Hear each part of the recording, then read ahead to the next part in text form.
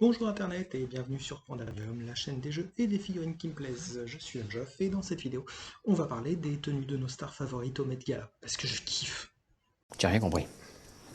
Non, ou alors c'est moi, c'est... Non, moi non plus, j'ai rien compris. Non, peut-être pas. On va plutôt parler d'un petit projet qui se balade depuis quelques semaines dans ma petite tête, à savoir un jeu de figurines tout beau tout neuf dans l'univers de Camelot. L'idée, c'est avant tout d'offrir un jeu coopératif ou en solo, très simple, avec une quinzaine de pages, et qu'on puisse proposer en démo pour les JFJ 2025.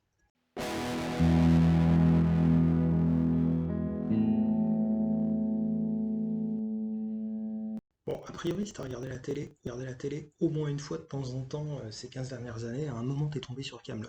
Ce sont des vidéos courtes sur le roi Arthur, la table ronde, etc., etc. Plus sérieusement, on reprend l'univers de Camelot étendu et on fait table ronde, avec deux A. Un jeu qui se déroule dans cet univers étendu, donc, et dans lequel on va pouvoir incarner les chevaliers, leur suite de recrues qui affrontent des mages, des barbares, des brigands, des créatures mythiques comme des gobelins ou des minotaures. Putain, non, ça y est, j'en ai marre. Non, moi je crois qu'il faut que vous arrêtiez d'essayer de dire des trucs. Alors, évidemment, la magie sera de la partie, on pourra recruter tous nos chevaliers préférés de la série, y compris aussi ceux qu'on peut pas blairer, et c'est tout l'intérêt de faire un jeu hommage d'ailleurs, c'est qu'on pompe allègrement dans le matériau d'origine pour en faire quelque chose qu'on trouve amusant. Enfin, moi je trouve ça amusant. Ça vous fatigue déjà, puis pour les autres, vous vous rendez pas compte de ce que c'est. Moi, quand vous faites ça, ça me fout une angoisse. Je pourrais vous tuer, je crois. De chagrin, hein. Je vous jure, c'est pas bien. Il faut plus que vous parliez avec des gens.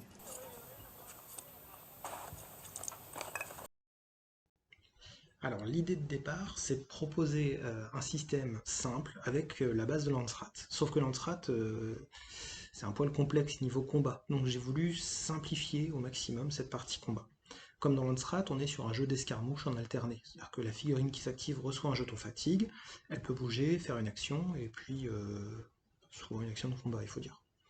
C'est compliqué, mais c'est compliqué. Vous croyez pas qu'on a autre chose à foutre? Il n'y a pas de distance de mouvement dans table ronde, tant que la figurine va tout droit sans rencontrer d'obstacle, elle peut bouger, elle se déplace. Tout droit, point. Il n'y a pas de distance.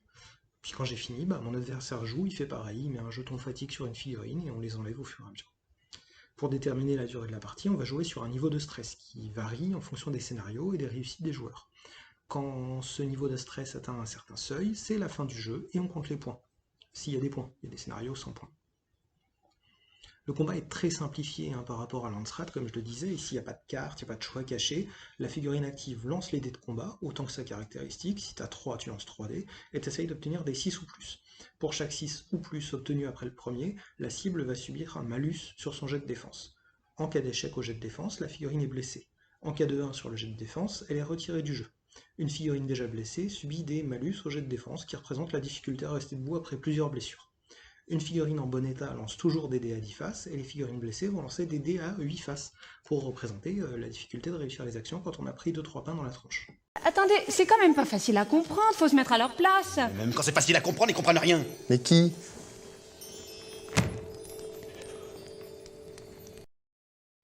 Parmi les règles spécifiques, on va retrouver un recrutement extrêmement simplifié par rapport à un jeu comme Landsrat, mais aussi par rapport à beaucoup de jeux en réalité, puisque c'est le but de faire un jeu de démo.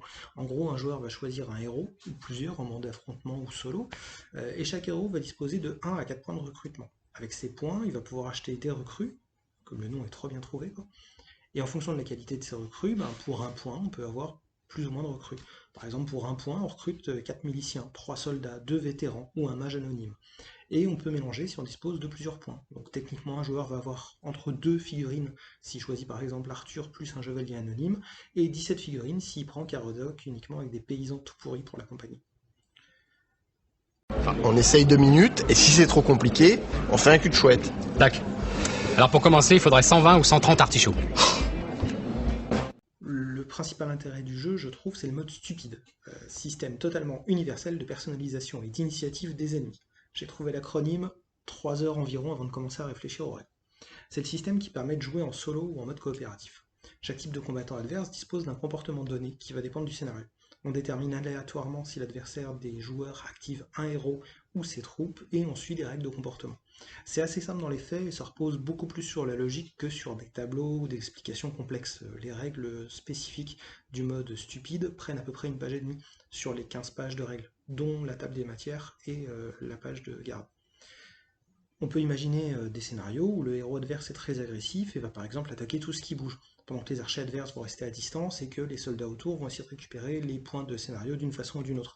Mais on peut aussi se retrouver avec des personnages adverses qui vont être très défensifs, tous, que ce soit les archers, les guerriers, les héros, et qui vont tout simplement attendre que les chevaliers viennent leur taper dans la tronche. Voilà. Moi, en général, je réponds merde. En principe, ça colle avec tout. À ce jour, j'ai des règles écrites, testées en solo. On peut jouer en mode affrontement comme un jeu classique, hein, c'est-à-dire qu'on peut prendre deux joueurs qui veulent se foutre sur la tronche, mais je trouve que c'est plus intéressant à mon avis de jouer en équipe, c'est tout l'intérêt du jeu, de pouvoir initier des gens et de les faire se regrouper en équipe pour affronter autre chose. Je trouve que c'est plus marrant de galérer à affronter 3 gobelins et un troll que de s'affronter face à face parfois. En tout cas, dans ce système, je trouve que ça marche plutôt bien et tout le monde peut être content. Ouais, c'est pas faux. En tout cas, en mode solo, moi j'ai galéré contre les gobelins, en tout cas, jusqu'ici. Je crois que j'ai pas gagné une seule partie, et pourtant j'ai essayé. Là, il va me rester à fignoler complètement la mise en page, refaire quelques tests sur la version coop principalement, refaire des tests sur la version affrontement, et puis après, je pense que je vais peindre des figurines de chevaliers adaptées en vue des JFJ pour mars 2025. Si la vidéo t'a plu, tu commentes, tu mets un pouce bleu, tu partages. Je remercie tous les nouveaux abonnés, ceux qui ont partagé, mis des pouces bleus sur les vidéos précédentes. Ça faisait longtemps que j'avais rien fait, je le reconnais. Mais bon, bah, c'est parce que j'avais pas grand chose à dire, hein, tout simplement. La prochaine fois, je pense que je vais te proposer une démo en léger différé sur le mode stupide, probablement en solo, mais voilà, ça pourrait être sympa que tu vois un chevalier, probablement Léo Dagan, parce que c'est mon chevalier type là pour le coup, pour les tests en tout cas, qui va affronter des gobelins sur un scénario où il faut protéger un stock de bouffe, parce que je trouve que le scénario marche bien et c'est probablement celui que je vais proposer au JFJ. D'ici là, porte-toi bien, et puis trouve-moi ce foutu Graal parce qu'il doit forcément être quelque part.